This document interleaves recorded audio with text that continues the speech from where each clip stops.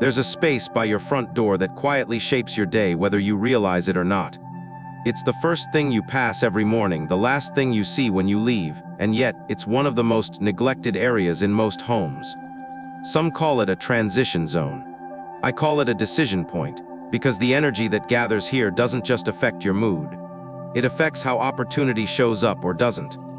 Let me ask you something: have you ever felt like you're doing all the right things, but life keeps getting stuck at the same place?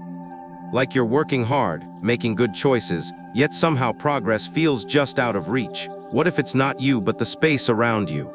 Your entrance isn't just a doorway, it's a signal, a message. Not just to visitors, but to the energy you want to welcome in clarity, connection, ease, financial flow.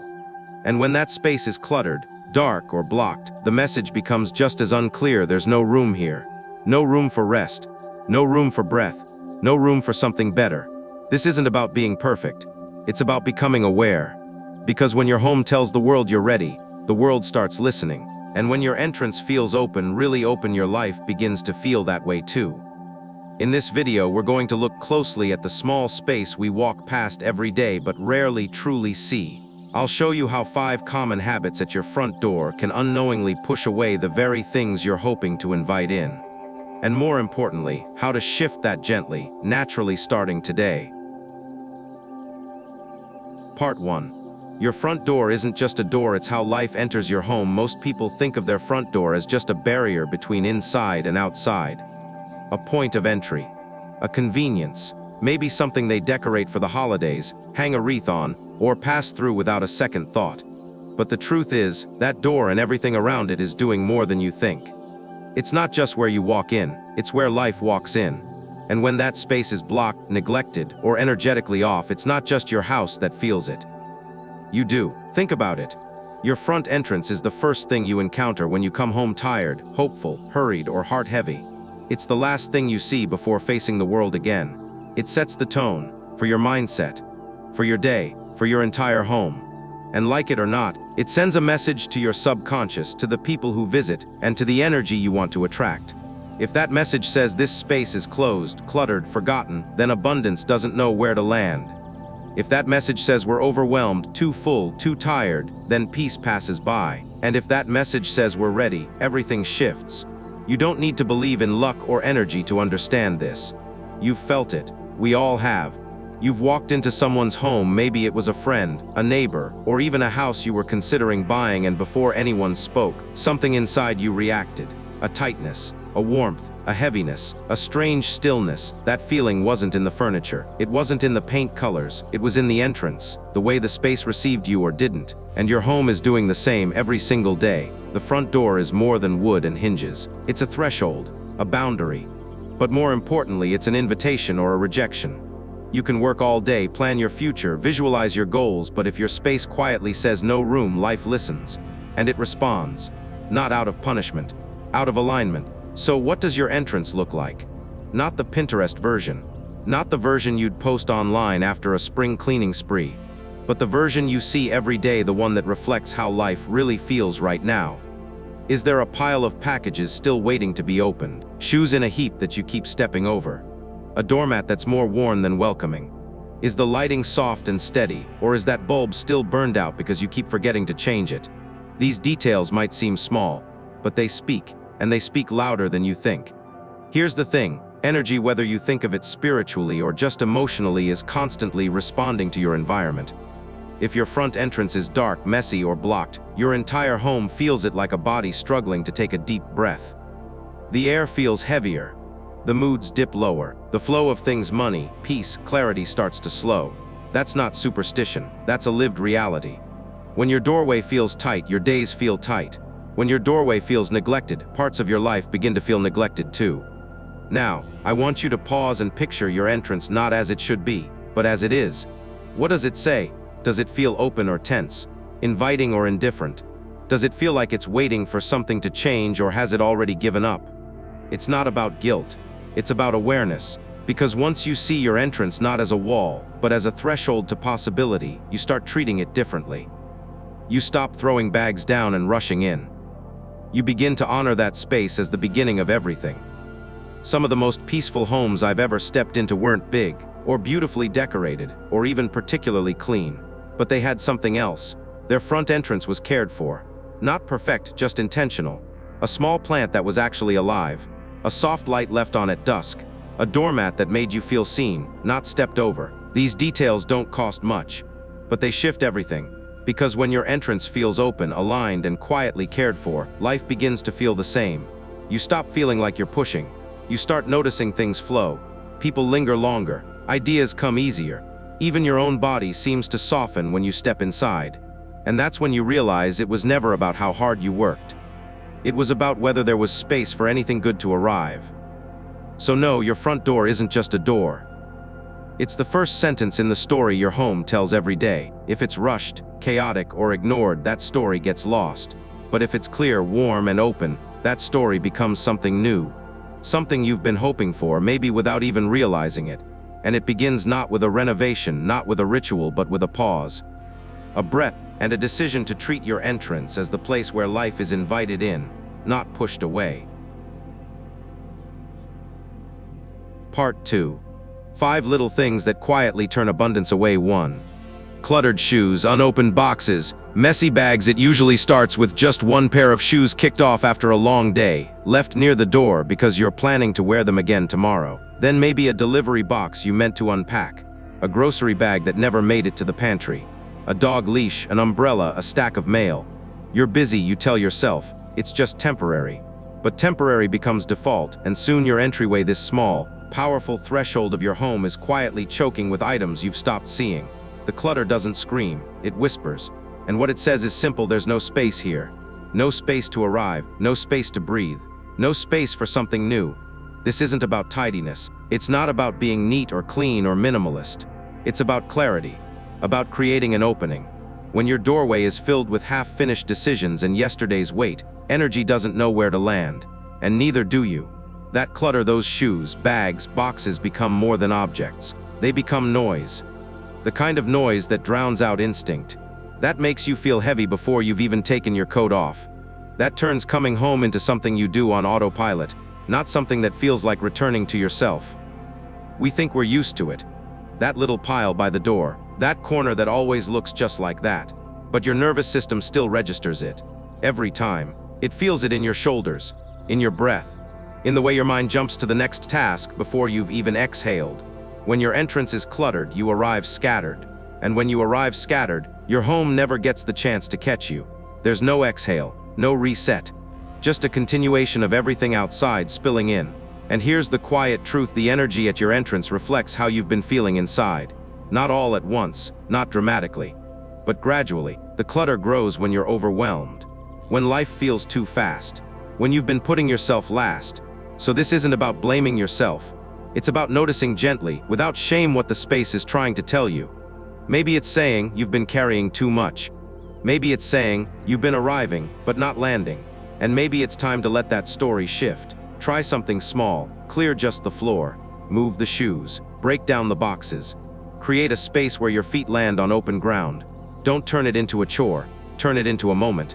A way of saying, I'm home, and I want this place to know it. You don't need a brand new bench or a hallway makeover. You need a breath of space, a visual pause, a path that says, come in, there's room. You'll notice what happens next. The air feels lighter, your steps slow down, you stop holding your breath the second you walk in. And you may not be able to explain it, but you'll feel it. Something's different. It's not just the floor. It's your field. It's your state. And slowly, your home becomes a place that doesn't just contain your life, but welcomes it. Your front door is a line between two worlds. Don't let it be the place where pressure piles up. Let it be the place where you start over every single day. Not with perfection, but with enough space to begin again. 2. A dim or dead light bulb. There's something oddly symbolic about a burned-out light bulb. It doesn't make noise. It doesn't take up space, but it changes everything. You notice it at night when the hallway feels a little too shadowed. You tell yourself you'll get to it tomorrow. Maybe you do, maybe you don't. Meanwhile, your home, the place that's supposed to guide you in from the world, is dimming without a sound. Light isn't just a design choice. It's how a space breathes. It's how it speaks. When the entrance to your home is dark, whether from a broken bulb, poor lighting, or simply being forgotten, it sends a message you may not realize: we're not paying attention here. We're getting by, we're dimming down. This isn't about brightness in watts, it's about presence. A soft, warm light by your door doesn't just help you see, it helps you feel. It tells your nervous system you're safe, you've arrived, you can soften now. But when that light goes out and stays out, it creates a subtle hesitation. You fumble with keys, you step in quickly, you rush past that space without even fully entering it. And over time, that rhythm becomes part of your life, not just how you walk through the door, but how you move through opportunity. Because energy, like people, responds to signals. A home that's well lit feels inhabited, cared for, alive. A home that stays dark at the entry feels uncertain, a little forgotten. It doesn't matter if the rest of the house is beautiful. If the welcome is dim, the energy doesn't fully arrive. And that includes the energy of abundance, clarity, connection, peace, everything you're hoping to let in. Think of it this way: if the front door is the mouth of your home, light is its breath. A breath that says, "Come in." A breath that says, "This space is ready." And when that breath disappears, everything feels a little heavier, a little slower, a little stuck. So if you've been feeling emotionally tired, financially foggy, or stuck in a loop, it might not be about effort. It might be about illumination. You don't need to install new fixtures or flood the space with brightness. Start with one soft light, a warm-toned bulb. Something steady, not harsh, something that glows, not for the sake of appearances, but for the sake of energy. For your own rhythm, for the way your body feels the second you walk through the door. Replace that bulb. Not because you're supposed to, but because you're ready to see clearly again. Because you want your space to feel alive again. Because you're not just entering your house, you're entering your life. And the way it welcomes you matters. 3. A dying plant, or worse, one you forgot was even there. A dying plant by the door is more than a neglected decoration. It's a quiet symbol, a mirror, not of failure, but of what's been forgotten. And in many homes, it sits right there at the entrance, with yellowing leaves, dry soil, and a kind of silence that doesn't just belong to the plant. It belongs to the people walking past it. You might not even notice it anymore. That's the danger. The pot blends into the corner. You stopped watering it a few weeks ago, maybe longer. Life got busy. The leaves turned a little brown. It happens. But something else happened too. That small corner of life stopped growing. And you didn't just walk past it, you got used to it. Plants carry presence. They're one of the only things in a home that ask nothing of us and still give back. They soften edges. They clean the air. They mark time without clocks. And when they thrive, they quietly say, life is still moving here. But when they wither and stay withered, they speak just as clearly: growth has paused. Something is stuck. At the entrance of your home, that message matters. Because that's not just a pot of dirt by the door, it's your home's first impression. Not to guests, to energy, to opportunity, to the version of you that's still trying to expand. And when that version walks through a door where something living has been forgotten, it starts to forget something too. We don't always realize how deeply we respond to what we see. But our nervous system does. A faded stem, dry soil, a broken pot. They land somewhere, quietly reinforcing the idea that this is as good as it gets, or worse, I've stopped tending. And the longer it stays that way, the more normalized it becomes. But here's the thing: this isn't about guilt. It's not about blaming yourself for a plant that didn't make it. It's about awareness and permission. Permission to begin again, to clear that space, to replace the brittle leaves with a fresh sprig of green, something simple, alive, humble, a message to the universe that says, growth is welcome here again. It doesn't have to be big, a small potted herb, a low-maintenance plant you actually like, even a single green stem in water. What matters is not how it looks. What matters is that it's alive and that it's seen. Because when you care for something living at your threshold, your entrance begins to breathe again. And so do you. So if there's a plant at your front door that's been fading for a while, or worse, if you forgot it was even there, this is your moment. Not to fix it, not to feel bad, but to pause, to clear, to say, with intention, this space is growing again. Because your front door isn't just where life comes in. It's where you show life that you're still saying yes. 4. A broken doorbell, loose handle, cracked tile. Most people don't think twice about a doorbell that doesn't ring anymore, a handle that sticks, or that one cracked tile by the threshold. They're easy to overlook, quiet problems that don't demand attention. You might pass them every day, telling yourself you'll fix them soon. But soon becomes weeks, weeks become months, and without meaning to, the entrance to your home starts to send a message. Not loud, not obvious, but strong enough to shift what comes in or doesn't. These small disruptions carry more weight than they seem, because when the front of your home is marked by something broken, something stuck, something chipped, that energy starts to ripple inward. You may not hear it, but your space does, and so does your mind. A broken doorbell is more than a repair you haven't gotten around to. It's a symbol of blocked connection, of messages that can't arrive, of support that doesn't know where to knock. A door handle that resists your grip becomes more than a hardware issue, it becomes resistance in your life, a subtle signal that things don't move smoothly here. That effort is required even to enter. And that cracked tile you've been stepping over. It starts to echo something deeper. The foundation is flawed, and we're learning to live with it. This isn't about judgment. It's about realization. Because everything in your environment is speaking on your behalf, not just to others, but to the possibilities trying to find you. When the doorway resists, energy hesitates. And over time, you start to match that vibration. You become accustomed to tension, to delay, to minor struggle that adds up. You may feel it in ways that seem unrelated. You try to launch something new and it stalls. You expect a reply that never comes. You feel disconnected from the flow of support, or weighed down by things you can't quite name. But your space knows. It's been trying to tell you. Repair is not just physical, it's energetic. When you fix the handle, you reclaim ease. When you replace the tile, you restore integrity. When the doorbell works again, life knows how to find you. These aren't superficial changes, they're signals. Not to impress, but to align. They say, this space is cared for. This home is ready. I am ready, and that readiness is magnetic. You'll feel it in small ways: fewer delays, smoother plans, a sense that people show up at just the right time. You won't need to force things. The door opens and life does too. So if there's something broken at your entrance, even if it's small, even if you've learned to live with it, let this be your invitation to shift it. Not because it looks bad, but because you deserve a space that welcomes without resistance. A home that says yes before you even step inside. 5. A mirror facing the door directly. At first glance, it seems harmless, stylish even. A mirror near the front door, what could be wrong with that? It reflects light, makes the space feel bigger, gives you a last-minute check before leaving the house. But when a mirror directly faces the entrance, positioned to bounce energy right back out, it does something subtle that you may not notice until you feel it. What walks in doesn't stay. You may welcome joy, wealth, clarity, connection, but somehow it slips away. Conversations start and fade. Ideas spark but never catch. Money comes in and quickly flows back out. It can feel like you're always starting over, always almost there. And the worst part is, you're doing everything right, but the flow won't hold.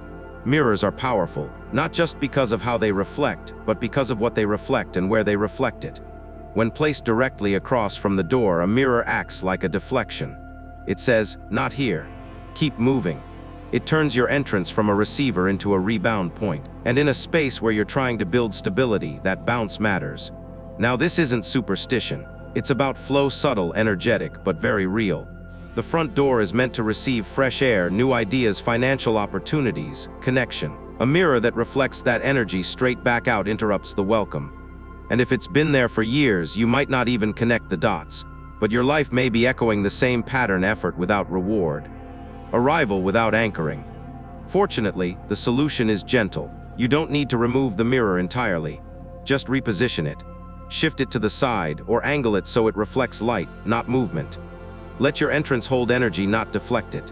Let what comes in stay long enough to root, to grow, to support you. Because your home is not just a place to pass through. It's a place to be held, a space that keeps what's good. And that begins the moment you step through the door, not into a reflection, but into something that finally stays. Part 3. The bowl by the door. It doesn't hold money, it holds your invitation. There's a bowl in some homes, usually small, often simple, placed quietly near the front door. Maybe you've seen one. Maybe you have one. Sometimes it holds keys, sometimes coins, sometimes nothing at all. But what it really holds when placed with intention is not money, but message. Not decoration, but decision. It tells the energy around you and the life that's trying to find you, you're welcome here. This isn't about superstition. It's about signal. In the same way a smile says, come closer, or a lighted porch says, we're home, the bowl by your door whispers, we've made space. And that whisper can change the way your home feels without changing anything else. You see, money doesn't come because we chase it.